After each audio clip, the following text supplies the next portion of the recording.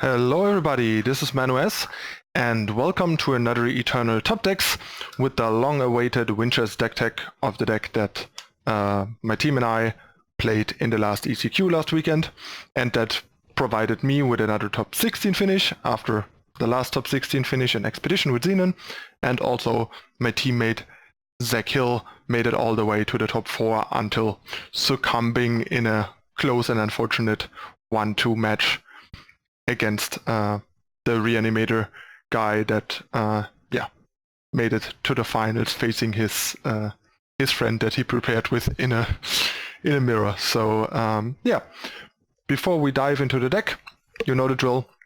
Hit the subscribe button down below, turn on the notification icon to not miss out on future content, and now let's take a look at the deck.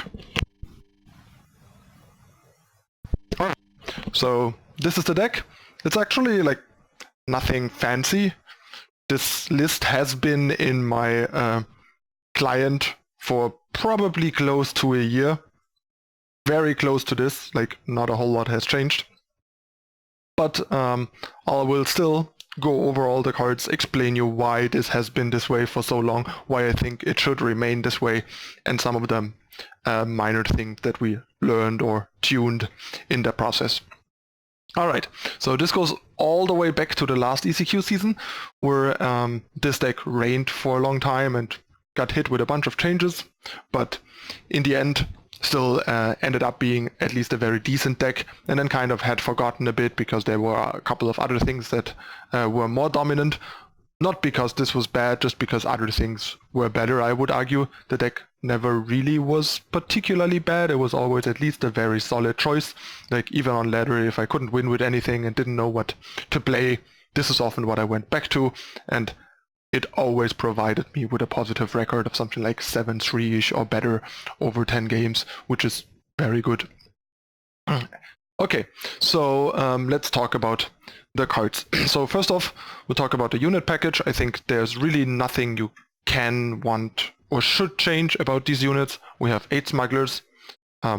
Hidden Road Smuggler and Red Canyon Smuggler are the go-tos because you want the Justice Market. It offers too many powerful options between Stormhold Knife and Harsh Rule, which you don't want to and don't have to run main if you have a Justice Market.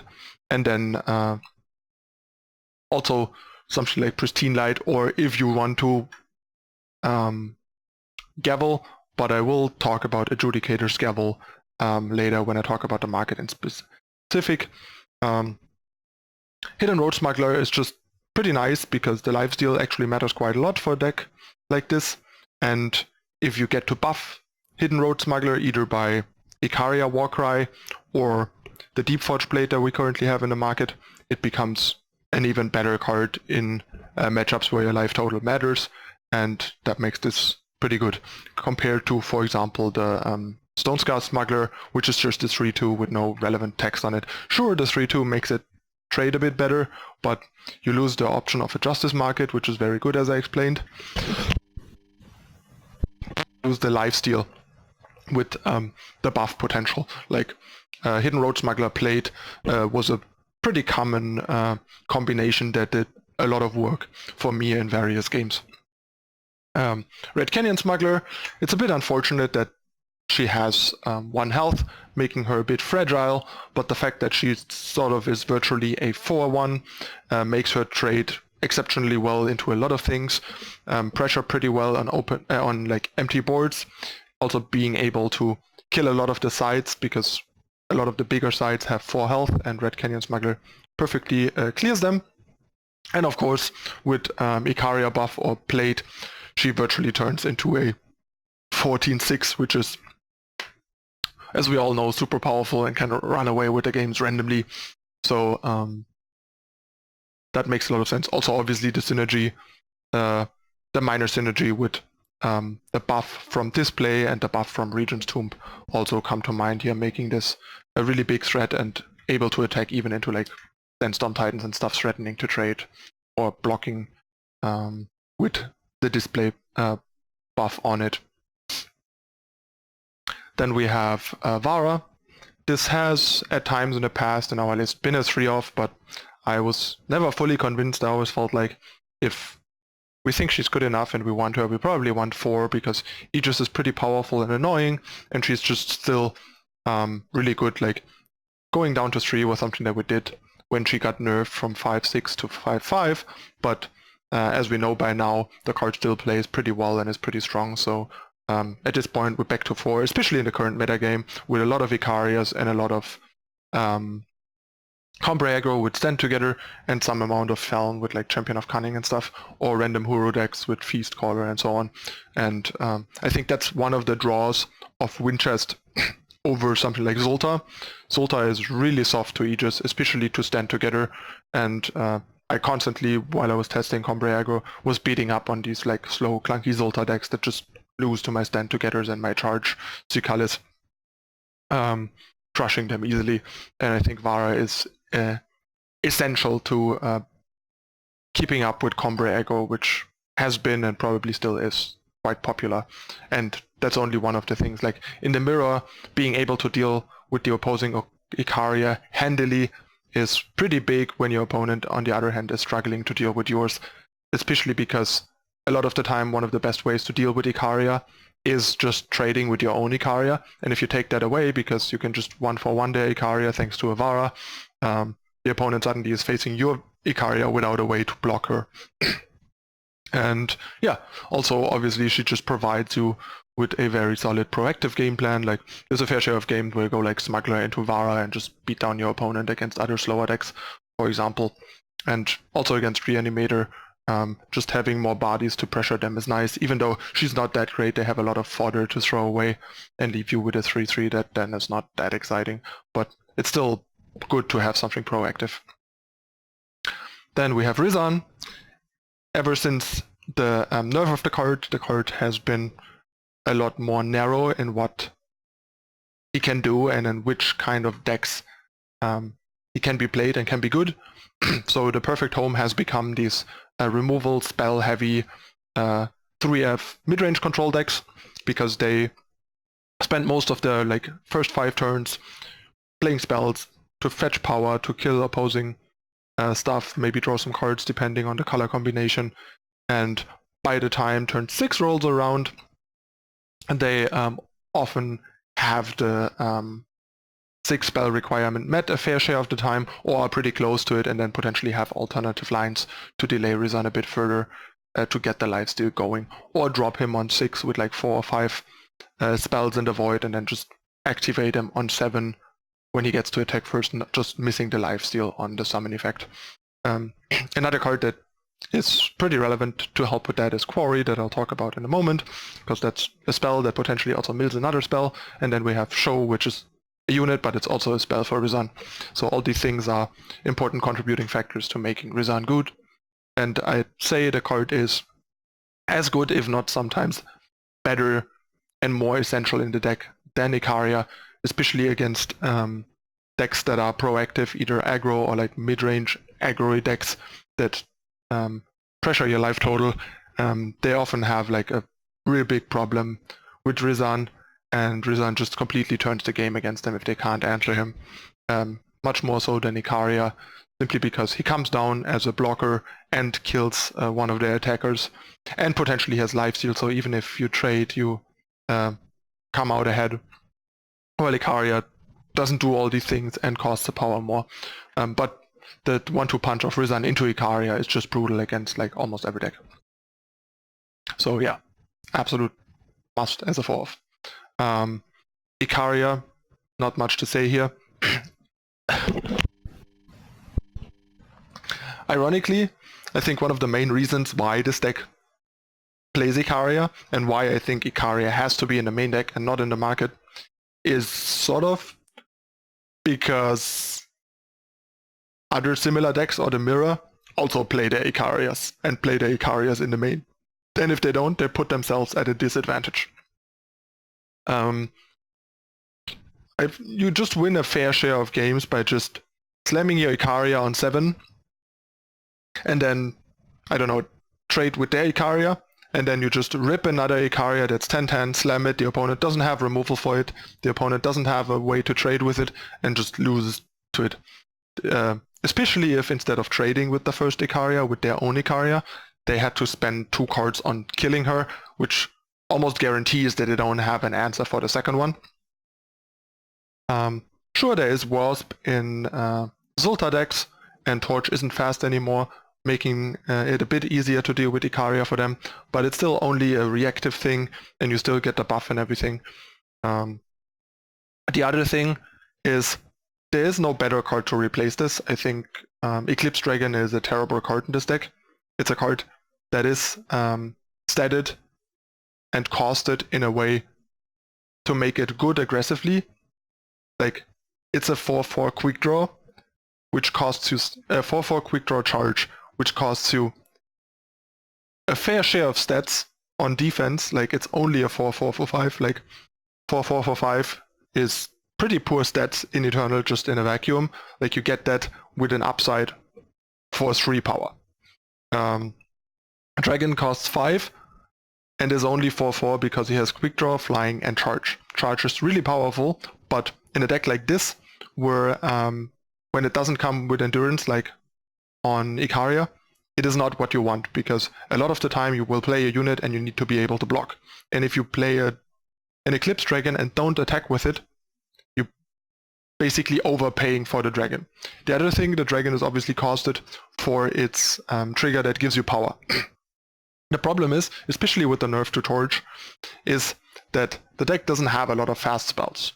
You have 4 Display and 2 Annihilate. Display is very situational, especially if you want to use it as removal. And I think in this case, to properly benefit from Eclipse Dragon often enough, especially in matchups where you need the tempo, which is against proactive decks, Display will not be a removal. And then if you spend your entire turn 5 playing a 4/4 that is either a bad blocker or an attacker in a matchup where you don't care about that, and then also spend that turn using a Display to deal 2 damage to you and not affect the board, you're playing a losing game, and you also put a pretty bad card in your deck. And yes, I know a lot of these dragon people play like Defiances and Desecrates, but that is even worse. First of all, Defiance is much, much worse than Suffocate, and it's even way worse than Torch. Don't cut Torch from your deck. Torch is just still really, really good. Just not as good as it used to be, which it used to be arguably the best card in Eternal. Now it's just one of the best cards in Eternal, which, as you can see, is still extremely good. I think Defiance, since it got changed, is way too narrow to see a wide range of play. I think it's something that is more of a necessary evil in colors that don't have alternatives, like Zulta, for example. Zulta needs Defiance, as much as I hate the card. Winchest does not. Winchest has Suffocate and Torch. Suffocate is really good, much more powerful, much more flexible than Defiance. So why would you want to put a worse card in your deck just to make another bad card like Dragon a bit better? I don't think that is what your deck wants. This deck is about effective, flexible interaction, which Defiance also isn't, and about like maximizing the power per card in your deck. And Dragon and Defiance both don't do that. Then Desecrate. First of all, Desecrate costs 3, which is super clunky. In fact, we cut the slays that we had for Voprex choice. I'll talk about that in a moment, to make the deck less clunky, because you already have 12 3-cost cards, and your early game is already kind of slow. So playing a 3-cost removal that also costs double Shadow in a deck that is effectively splashing Shadow. Sure, splashing Vara is a bit ambitious already, but Vara is a turn 4 play, not a turn 3 play, and Vara doesn't necessarily need to come down on turn 4, because you can also just spend your time playing removal instead and play your Vara a bit later, while if your removal doesn't come down on time, like on turn 3 or turn 4, that is a huge problem. Especially if that means your removal and your Vara can't come down, because your removal costs double Shadow and your Vara costs double Shadow. And if you don't have double Shadow, suddenly your deck falls apart. So you make your deck much more dependent on double Shadow, which you really don't want. The other thing is, taking 3 damage with this deck is huge. Sure, Desecrate seems all cool and appealing against other slower mid-range decks. Like in the Mirror, for example, Desecrate is great. But that's not all you play, and you don't need Desecrate for the Mirror. You have enough ways to do that there, and removal isn't that great in that matchup anyway. So yeah, you will lose a lot of games against Combre aggro and even faster aggro decks like Stone Scar because you have Desecrate in your deck. Like the Stone Scar matchup and Combre aggro matchup become pretty bad with Desecrate in your deck, while without them they're actually like positive. I'm not sure like how great they are, but especially Combre has been pretty favorable all around for me in my experience. But a lot of these games against these matchups are won with very small health margins, and subtracting 3 health from those margins in a lot of these games will put you to 0 or negative, which means you lose. Sure, people say like, yeah, you have a lot of lifesteal, it's not that big of a deal, but that's not true. The lifesteal is part of keeping you alive. Like, you win these games closely thanks to your lifesteal. If you don't have that lifesteal, or if you take additional damage from your Desecrate, you lose a lot of those games. So just don't put Desecrate in your deck. It has 3 things you don't want. It costs 3, it has double shadow, and it costs you 3 health. Those are like 3 things that make it bad. If it would only cost 3, I would play it. If it would only cost 3 and be double shadow, I'm not even sure if I would play it. It's a bit better than Slay, but not by a lot, because Slay is easier to cast, but is not fast. And as you can see, we decided against Slay, and we only considered like 2 Slay. But sure, if Desecrate would not cost health and would be double shadow and 3 and fast, I would maybe play 2. But not more, because it's really clunky.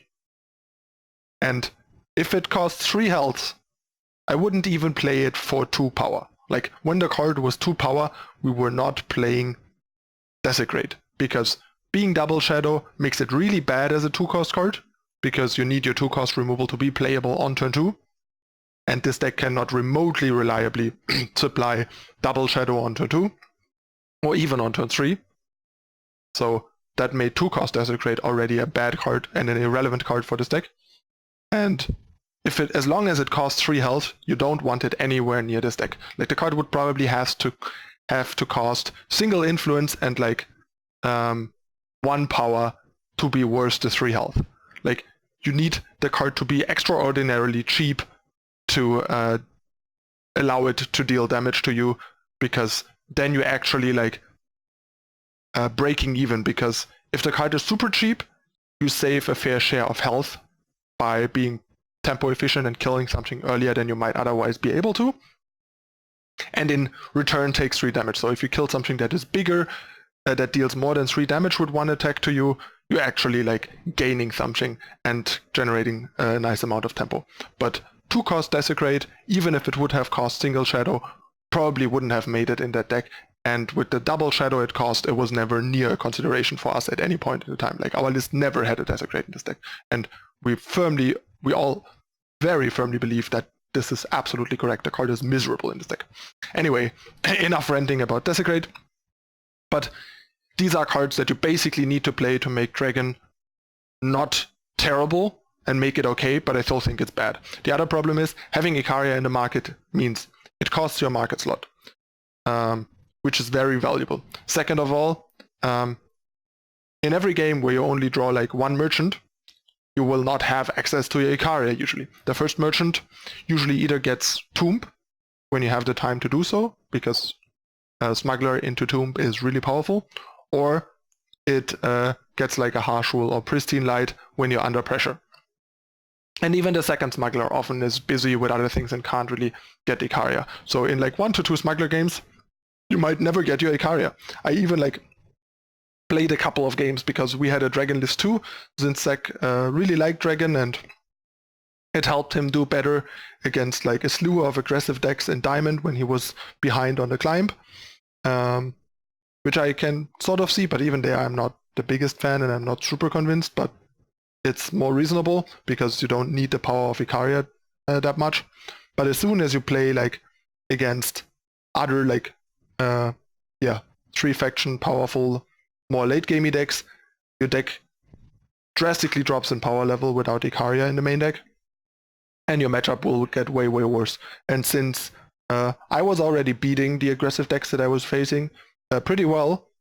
I don't see any need to make my deck worse against the decks that are on par with me to beat decks that I think are worse than my deck more than I already am beating them. So yeah, I found myself in like the handful of games that I played constantly not having access to Acharya because my smugglers were busy doing other things. Like your smugglers are your sideboard. They are there to do troubleshooting, problem solving, and finding your win condition is not problem solving. Your win condition should be in your main deck. Market cards and market options and market card quality is so high by now that you really don't want to and can't afford to put your win condition in your market. Also, drawing multiple copies of Acharya is really powerful because Acharya, buffing Acharya is an all-time staple and not just a meme. It's something that is really powerful and gives this deck a bunch of random I-wins in other slower matchups, especially or when games are close. So being able to like go Acharya into Acharya is super powerful and something that you can't do if you have it in your market. The other thing is Quarry into Acharya is also very relevant. Being able to quarry your Acharya and drop her on turn 6, the influence is really good in this deck, so the deck is very capable of providing Acharya influence on 6. Is another really powerful turn because Acharya on 7 is really good and Acharya on 6 is broken. So another reason to have her main. So like just don't put your Acharya in the market in general. More often than not, don't put your like all-around good win condition that is also good in multiples or like in sequence, like Acharya into Acharya, in your market. Just put them in your main. It seems good to virtually have 8 Acharyas, but you really don't because your smugglers are busy doing a lot of other things. So instead of 8 Acharyas, you usually end up with 0 Acharyas, and you also only have 8 copies of the first Acharya instead of 4 copies of 4 actual Acharyas to draw multiples and affect each other and so on. That's kind of the thing. In a lot of decks, just putting your win condition in your market doesn't give you 8 copies, it often gives you 0 copies because you put your smugglers in your deck for other things than getting your win condition. The only reason to put like your win condition or your haymaker in the market if it's a super late game, super conditional, like one-off that you only need the first copy of and don't even need it that often, and your deck is like super reactive and just doesn't want any like expensive cards to sit in your hand. Like for example, old Hero Control was a case for that with Scourge of Frostholm. It's a card you never want to see before the earliest before turn 10, and even on turn 10 you don't always want it, and you never really need a second copy because it's really hard to answer, and it's also pretty conditional in like what situations and matchups is good. So that's the kind of card, the situational like I win the game breaker you can put in your market, but it's also not the deck's win condition. Like people didn't play Sanctum in the market in the end for the same reason as the Acharya thing in a way, because it's a powerful like swingy proactive play that you just kind of want to be able to randomly have rather than have to spend one of your like 4 merchants to get. And it's similar here. Then we have Show. Card is still really good. The body is a little less good, but it doesn't really matter. That's what you put away most of the time, even in slower matchups, because it takes so long till it matters that you might as well just put it away, get something more meaningful, and get it back later with another smuggler to get even more advantage. I think they would need to nerf the unit part, the show part of this card a whole lot before it doesn't see any play anymore. I think they could like probably make him cost 10 and he would still see about as much play as he does now, because getting 2 cards for 0 power is just so inherently broken, especially in a deck with 8 smugglers that also has display to rebuy a unit that is a 2-for-1 for 0 power, that the card will just reign supreme for all eternity as long as it at its core does what it does, even if the unit gets worse or more expensive or whatever. Okay, next we have the removal suit, 3 Suffocate, 4 Torch, 2 Annihilate, 2 Voprex choice, 4 Display of Ambition, and arguably 1 Vara's Favor, but that's more of a power card. So Torch is still extremely good. There are people that have cut their torches, just don't. The card is extremely good, extremely flexible, and in matchups where you don't really want a lot of removal, it happens to help kill your opponent or break their face Aegis for Regent's Tomb, Sabotage, and whatnot. It's just still one of the best cards in Eternal, even though not like the best anymore, but it'll probably still make it into, like, I don't know, top 10, top 15 cards in Eternal or something. Top 20. Pretty high up there.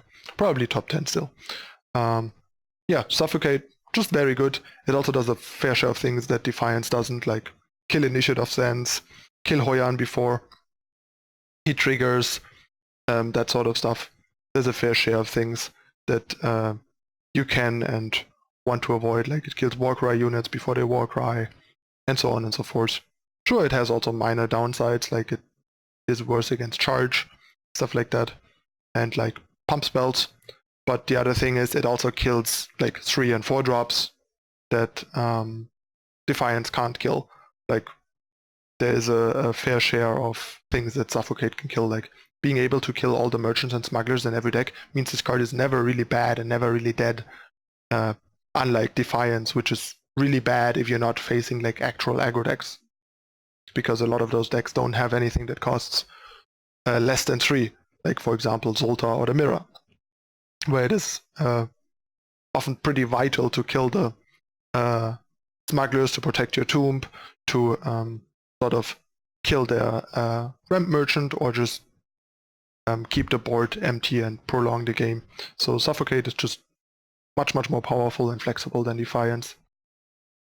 So yeah, the only reason we don't have 4 is basically because we don't have more room and need the other cards more, but I wouldn't necessarily hate having 4, although 7 is a decent number, because like I said, against these decks that start on smugglers as the first unit, we have 7 ways that mostly only deal with smugglers and don't do a whole lot else. You don't want to have too many of those. Then we have Annihilate. Card's actually not that great right now. It's not very well positioned, but it's a necessary evil against Zekalis out of the time aggro decks like Combre and Illusion. And it's still pretty solid. Like against Reanimated, it kills Vara and some stuff. Against random time decks with Titan, it kills Titan, which is relevant. And it's another cheap removal that at the same time kills Teacher, not as efficiently as Suffocate or Torch, but having 9 ways to deal kill Teacher rather than 7 is quite relevant. But yeah, I would probably not run more than 2. Like I could see a third, but right now probably the third would be too much. And Zach, for example, already kind of hated the second, but I firmly believe that you at least need 2 because of Zekalis especially, and a couple of other random things that it does fairly well. Also, it's one of the few fast removal. It also, for example, helps to deal with Eclipse Dragon, either out of other 3F decks that somehow think running Dragon is a good idea, or just out of like Stone Scar, mid-range aggressive decks, where the card is more scary. Then we have 2 Voprex choice. Shout out to Kamado for this tech. I faced him on ladder, he cast it against me, and I was like, hey, that's actually pretty cool. I haven't thought about that. That might be nice. Suggested it to the team. The others were like, hey, yeah, that's a pretty cool idea. And then we cut the 2 Slay that we had before and 1 Suffocate for 3, and eventually went back to 2 because while the card is quite flexible and nice at what it does, it's also unreliable. There's a fair share of decks that just have a bunch of random units to throw away to this, like even decks, for example. Or just if you face time aggro decks and they go like Borderlands Lookout into Teacher and you have a Voprex choice, you just Voprex choice, they sack the Lookout and you get owned by Teacher, which is pretty bad. but being able to randomly get back a show in long grindy games rather than having a blank removal in hand is great. Same with the Deep Forge Blade and Stormhold Knife out of the market, like against aggro on turn 6 or 7. Getting back a knife for 0 is super powerful. Also being another 2-cost interaction rather than a 3-cost as Slay is great, and it allows you to even kill an Acharya without Vara, or like a Jotun Feast Caller and stuff. So isolating Aegis units against unit lighter decks is pretty great, and even against Spellcrack it's particularly good at dealing with the turn 3 Yennefer Merchant, which is one of the more scary cards ironically out of the deck, because turn 3 Merchant often potentially means turn 4 Decree, and the two best ways to deal with that are Tomb to sabotage the Decree, or simply killing the Merchant, so the Decree is only a discard spell to a card in your hand rather than hitting like all your Acharya's, all your shows or whatever. And Voprex Choice is the most efficient way of dealing with this. So yeah, the card has been doing nice work, but I probably don't want more than the two that we have. Like I could see a list with like 4 of these, because the card is, the more removal you play, the better this becomes, because it always kills the last unit standing, no matter the size, no matter the colors or anything. Just doesn't ask questions, and it does it for 2. And it has the backup plan of doing other things when you don't need a removal.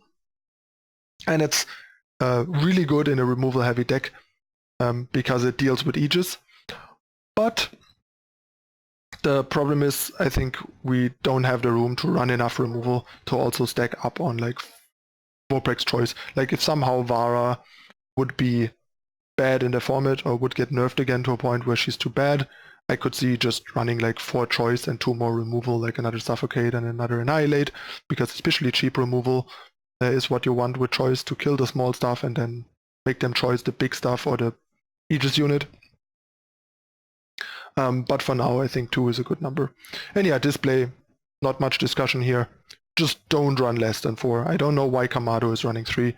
The card is your best answer for big units, be it Acharya in the mirror once you have a Vara, or just all the other random big stuff, Kairos, Titan, Heart of the Vault, all these things. There's still like enough targets that matter.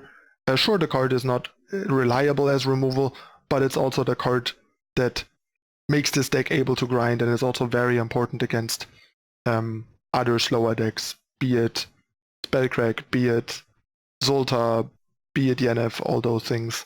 The card is just way too important and flexible to the deck for what it does, so it's a must play at 4, in my opinion, and you rather want to just make sure your deck isn't too clunky elsewhere, so you don't need other 3-cost cards like Slay, and Decree becomes too clunky because you have too many 3s. Then we have 4 Quarry.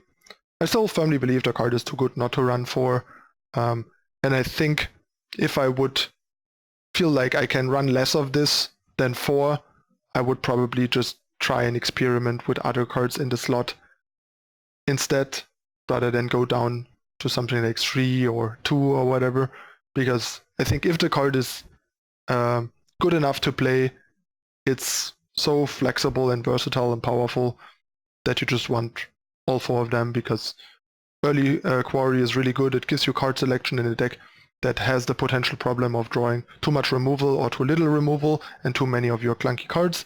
Quarry helps you kind of find what you need. It also helps a very power and influence hungry deck to maintain its power flow and hit the influence you need. It also marginally fuels your void for Voprex Choice and Display of Ambition, which actually comes up like one of the nice things you can do with Quarry is against primal decks with Decree. If you find an Acharya in your Quarry, don't take the Acharya, just take the other card, mill the Acharya, and just later, end of turn, Display of Ambition, your Acharya, and play it right away so they can't decree it. If they decree a display, that's fine, that's not the end of the world, you still have 3 Acharyas you can draw into. Losing your Acharya is much more problematic. Like, sure, it's not always right, and sometimes the other card will be so useless or bad, and Acharya so important that you do it anyway, but it's a nice line that comes up, especially against Spellcrack, where the games go long and it's kind of grindy, and Acharya is very annoying for them and very important for us. And you're not as much under pressure because you have enough ways to gain health and force them to use their spells on your units rather than on you. But yeah, Quarry is still very good. It's also a card that helps make Rizahn better, which is important to notice. And yeah, then we have 4 Seek Power, 2 Winchest Cargo, and 1 Vara's Favor. The Favor used to be a Winchest Cargo, but Zach figured we could fit 1 Favor, which is nice against Aegis, nice against random 1 health early units, which there still is a fair share, and just makes the deck slightly more powerful and slightly less, feels slightly less floody when you really draw a lot of power. But you really don't want to cut a power, but making one of your power do other things is just a right nice notch to kind of tune a bit to make the deck have enough power while not feeling too floody when you draw a fair share of it. Cargo is still pretty good. I really like the contraband part. If it doesn't happen too early, you want to make sure sometimes to not transform your cargoes too early if you can control it. If you still need power. If you don't, it's fine, just transform them. And they give you access to some pretty unique effects that can really turn games. Like I found attachment removal where it mattered from contrabands at times, or just powerful random late game cards that can swing games.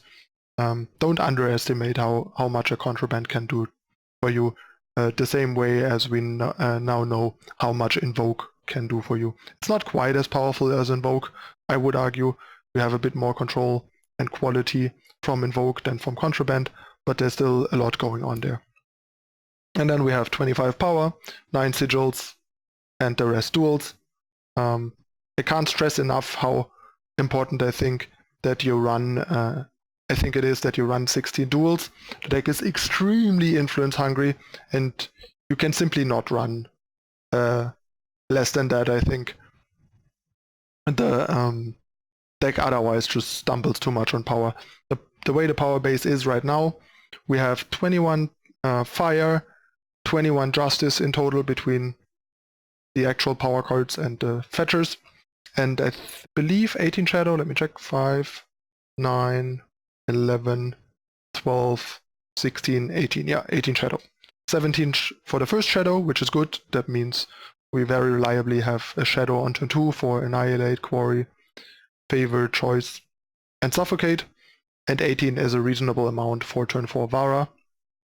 Like 18 to 19 is a good number for reliable turn 4 double shadow, which, as you can see, is also not enough for a turn 3 double shadow from Desecrate, where you would probably want 20 or 21, and we have 18.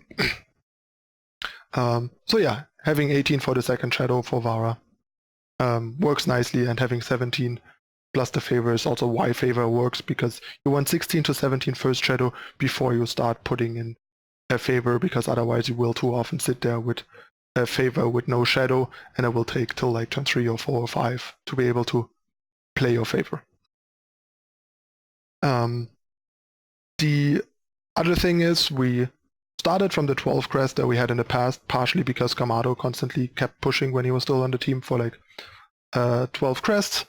I was always a bit skeptical because the deck is pretty reactive, and having too much depleted power is costly, and we eventually decided to go down to 10 crests, which is still a good amount, but makes the deck play less clunky and more able to hit its like Rizahns and Acharyas and like turn 4 Tomb or Vara, which is pretty important. So you often spend like your first 2 turns playing depleted power and trying to make sure that your turn 3 and turn 4 power are ready, and having a couple more seeds there really matters. We also have quite a lot of power fetchers, so the seeds are actually quite good if you sequence your stuff properly. There's really no room for anything like Waystones or stuff like that, and it's just too greedy. You can't run like all the crests and seeds and stuff and make sure your power base is like your influence is consistent, and then also jam in stuff like emblems or waystones or whatever. Also, you have show to feed your smugglers and display, so it's also not particularly needed. Like if you want to be really, really greedy, you could maybe consider cutting like 1 fire sigil for a granite waystone. That doesn't seem terrible, I guess, but it hurts your 6 seats. So not sure if I want that, but it might be okay with all the power fetchers. It could be another like decent hedge, similar to the 1 favor thing, but not sure if that's not hurting more than it helps. But maybe something to try going forward. But that's the furthest I would go. I also think it's very important to run 7 fetchers, so like 32 power. I've seen these lists that run 25 plus 4 seek and a power in the market. I think that's really, really bad. First of all, every game you have to keep 2 power opening hands. You risk just losing the game because you don't find your 3rd power or don't find your 3rd power on time. Second of all, I already wish my market had 6 slots, so I could fit a gavel without having to cut anything. So the last thing you want is put a power in the market. So, and also playing 3 fetchers less means your seats are worse, which means your power is also clunkier and stumblier. Also, Contraband and Favor are actually pretty decent cards to have access to aside from being power, and they are also not just power, so you still virtually have 25 plus 4. You can always just not use your cargo for power and just wait and use them as contraband, giving you a meaningful card usually. And Favor is often a removal or a way to pop Aegis while giving you a power for free, so it's not just a power, it's a 2 for 1. Which is better than most cards. Like if Vara's Favor pops an Aegis or kills something, the card is one of the strongest cards in the deck. Like it's on a power level like Rizahn and Acharya. So that's really not hurting you to put that in your deck. So yeah, just don't play the 29 power lists, please. Like this is not good. Zach had to face a mirror in the top 8. We saw the opponent was on 25 plus 4 seek, which made us pretty happy and confident in the matchup, because hitting your power, hitting your influence is really important. Getting your Rizahns and the Acharya out early and first is huge, and it significantly mattered in the matchup that the opponent was on this little power, because he was constantly stumbling and stalled on power, as Zach told me after the match, and he had a huge advantage because his deck was operating smoothly and he didn't need to bend over backwards to hit his power drops and influence, and just could, yeah, play out his stuff and do his thing. You can't really play like Rizahns and Acharyas and shows and stuff in your deck and then play like 29 power. That just doesn't work. It's not good. Especially when you're playing from behind and every time you stumble, you risk losing the game because the games are already close if you don't stumble. And last but not least, we have the market. Stormhold Knife, no explanation needed. That's the kind of card where having 8 virtual copies of the first copy is much more powerful than having a couple main. Sure, having a couple main means they can be hit by Acharya, which is randomly nice, but the upside is not huge enough, as opposed to just being able to turn your smuggler into like a 3-cost body that comes with a like 5/5 weapon attached, which is super, super powerful. And also that's what your smugglers want to do the most. Like your first smuggler against aggressive decks usually gets Harsh Rule, or on certain occasions, like against Combre, Plate. If you go Hidden Road Smuggler, getting a Plate against Combre can be really powerful, because the only way to deal with it usually is their choice on defense. So if they have choice power open and you don't know for sure they don't have a choice, you just don't attack with your Plate. And then the only other thing they can do is silence it with Enforcer. Then you lose all the stats, all the battle skills, but you still have a 7/7. And since most of the units are 3/3s, a 7/7 still can comfortably block any unit, and they don't even trade against the combat trick. So the opponent needs 2 combat tricks to save his unit and kill your 7/7, at which point things are looking pretty good for you, because then they are certainly out of combat tricks, and then the next big unit like Vara or Rizahn that you play is gonna stick and gonna turn the game with its lifesteal. So yeah, first Smuggler gets played or harsh rule usually, sometimes Pristine Light if it lines up well, and the second one often gets Knife, and that's very important. Deep Forge Blade is an old thing that Kamado used to play a lot and convinced us of back in the day. It just makes your smugglers better in generic situations where you don't really need anything specific, like the first one got Tomb maybe, but then you want to do something proactive with the second, and being able to get played is really powerful. Having played is also really powerful against permafrost decks, especially proactive permafrost decks like Illusion, so there's a lot of blowout potential. Like, in theory, Blade really just doesn't seem that great or that necessary. It seems like this kind of random generic slot that's okay, but would probably be better as anything else that is more specific. But when you play with it, it actually plays really powerful. Slapping it on a Rizahn that was permafrosted is super game breaking against Spellcrack or Illusion. Even plating your Acharya in mirrors when both have an Acharya but both can't removal the other Acharya is super backbreaking. It makes your smugglers that much better and that much more threatening. Some decks just can't handle a plate on a Vara. There's just a lot of things. Blade has really surprised and impressed me and became even better with the 2 Voprex choice main. Yeah, Harsh Rule. It's a card that has a really huge variance, in my opinion, in the game in like the last year or so. It's, unless you are like a super reactive control deck like unitless X-Tune stuff or old Hero control, I firmly believe that most of the time, more often than not, putting Harsh Rule in your main deck is kind of bad, because between like merchants and other options, there are too many ways for proactive decks to position themselves well around a Harsh Rule, that suddenly you have this situational, expensive 5-cost non-fast spell in your deck that your opponent is prepared for. So as soon as you pay 5 to play Harsh Rule, you often lose the game, because they stand together, they Swift Refusal, or they just decreed it before, or they have set up a situation where even if you Harsh Rule, you just lose with Aegis units and charge units in their hand and stuff like that. So basically, I don't like Harsh Rule in your main, which means it becomes a core part of your game plan and makes you rely on it. I rather have a main deck that doesn't rely on it, like this, with spot removal and good defensive units, that has access to Harsh Rule in the market, so you can randomly Harsh Rule against decks or in situations where it is good and the opponent can't blow you out and make you lose the game for playing it. So it's great to have as an option. I think it's bad to have it as a plan.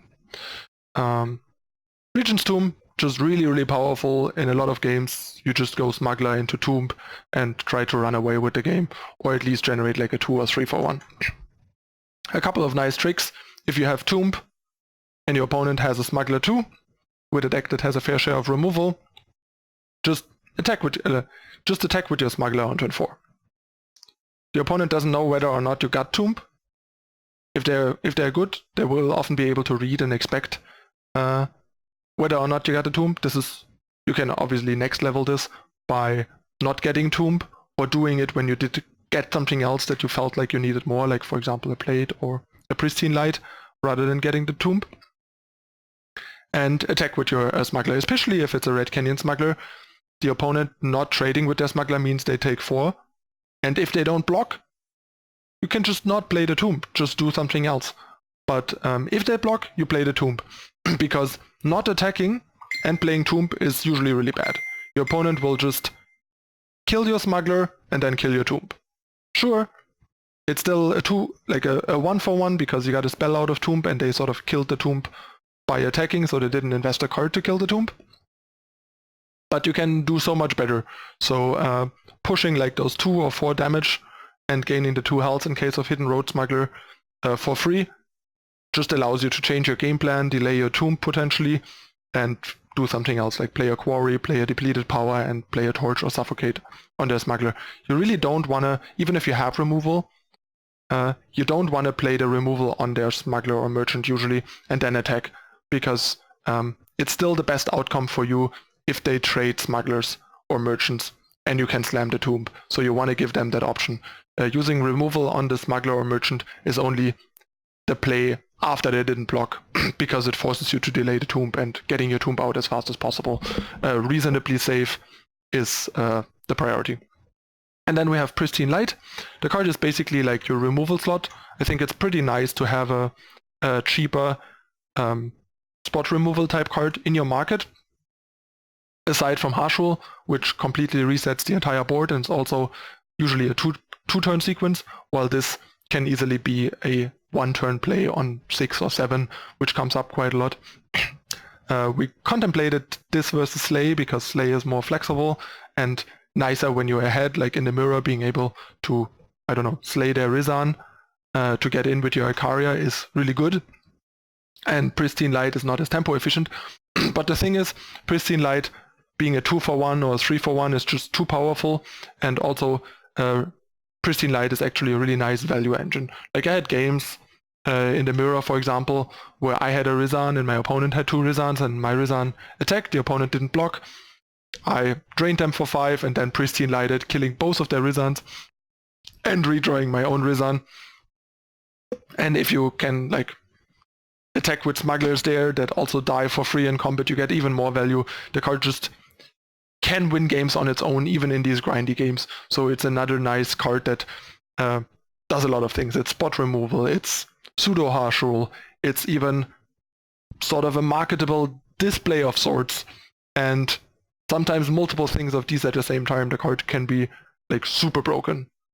And at the worst, it's a 3-cost Vanquish, which is a Vanquish because Vanquish now costs 3, which is kind of ridiculous that Vanquish costs as much as Pristine Light. It's just, I still can't wrap my head around it. I really hate that Vanquish costs 3. The card went from a good Justice card to a terrible Justice card because of Pristine Light. Anyway, I'm still not sold on having Gavel. Especially if it's only Reanimator. Sure, Gavel is good against Reanimator, I think. They have an answer, but we have Tomb to sabotage the answer sometimes. Or hit the, like, Grasp before they go off, and then get a Gavel later. And then they need to find another Merchant and stuff like that.